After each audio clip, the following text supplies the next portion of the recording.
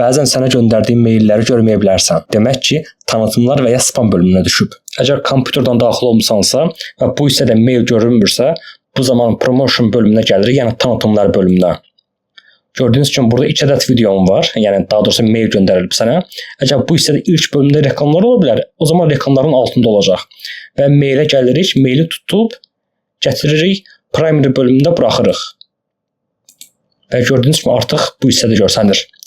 Yenidən gəlib digər maili də eyni qayda ilə bu hissəyə gətiririk və gördüyünüz kimi artıq maillər ilkin bölümdədir. Yox, əgər telefondan daxil olmusansa, bu zaman bu hissəyə daxil oluruq.